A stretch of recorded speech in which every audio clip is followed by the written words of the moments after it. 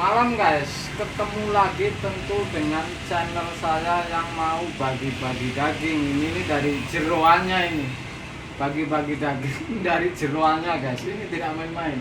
Jadi saya akan unggah sebuah konten bahwa kalau Anda kepengen mengerti sebuah kulkas, ini gampangannya satu pintu aja.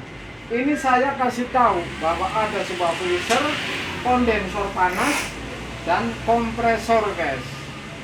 Jadi pipa-pipa yang masuk ke freezer atau evap ini saya akan unjukin supaya Anda itu tahu bahwa pipa-pipa ini kalau freezer ini evap ini di dalam, berarti di dalam bodi kulkas.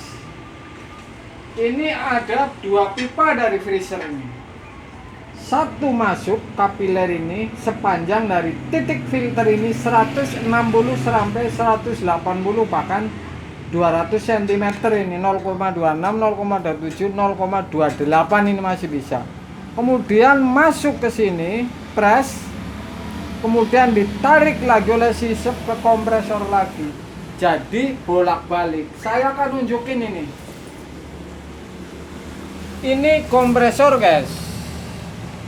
Kalau kompresor ini hidup, tekanan Freon ini akan lari nih ke kondensor, kemudian masuk ke pipa kondensor, keluar di kapiler, naik ke atas, masuk ke freezer.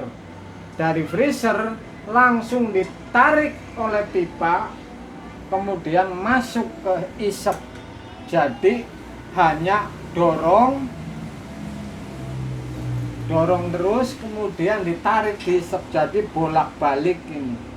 Jadi rumusnya ini kunci di sebuah kulkas, berarti Anda sudah saya kasih tahu dulu bahwa kuncinya ini yang namanya kapiler. Jadi Anda besarin kapiler ini, dingin tapi nggak bisa titik beku misalkan, atau dipendekin misalkan 10 cm atau 20 cm, dingin tapi bekunya nggak rata misalkan. Jadi sederhana sekali.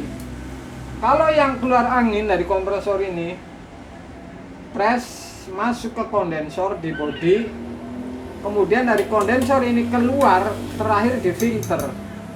Di filter ini sudah berubah ini, tekanan tinggi langsung berubah ke tekanan rendah, yaitu kapiler guys.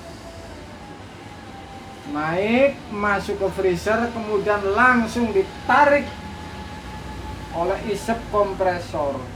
Jadi instalasi pipa ini mudah sekali, bahasanya hanya putar-putar doang.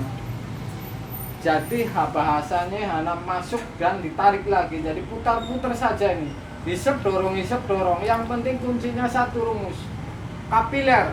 Jadi di sebuah pendingin ini rumusnya hanya satu, pipa kapiler. Artinya semakin kecil kompresor atau semakin kecil ukuran kompresor, tekanan anginnya sudah pasti semakin kecil lubangnya. Jadi semakin besar tekanan angin atau kompresor, semakin besar watt atau tekanan, sudah pasti lubang kapiler ini semakin gede. Artinya kalau kecil untuk satu pintu dimasukin ke 3/4 umpamanya, sudah pasti nafasnya nggak bisa keluar, mesin sebentar-sebentar bakalan mati. Anda kena tipu lagi nih dengan kapiler. Ini dua pintu dengan satu pintu ini hampir sama persis. Ini perbedaannya hanya di freezer, kalau dua pintu itu evap. Sama persis, tidak main-main. Ini adalah sebuah kulkas. Jadi Anda kalau penasaran dengan sebuah kulkas, inilah sebuah kulkas, hanya ada pipa kondensor, freezer dan kompresor, kemudian kapiler. Ini kunci guys. Jadi putar-putar, dorong dari kompresor, hisap lagi, tarik lagi, dorong lagi, hisap lagi. Nah, yang proses dingin inilah kapiler yang nyembur ke sini, berubah tekanan rendah, masuk ke sini, ini proses dingin, kemudian langsung ditarik. Jadi mudah sekali sebuah kulkas kalau dibeberin, dibongkar habis. Ini artinya saya membongkar sampai jeroan sapinya guys, tidak main-main. Supaya Anda paham maksud bahwa Sebuah kulkas pemipahannya begini, mudah sekali. Hanya desain pabrik guys, luar biasa.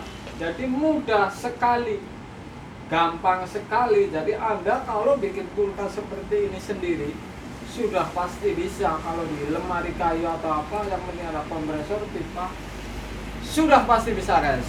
Malam guys.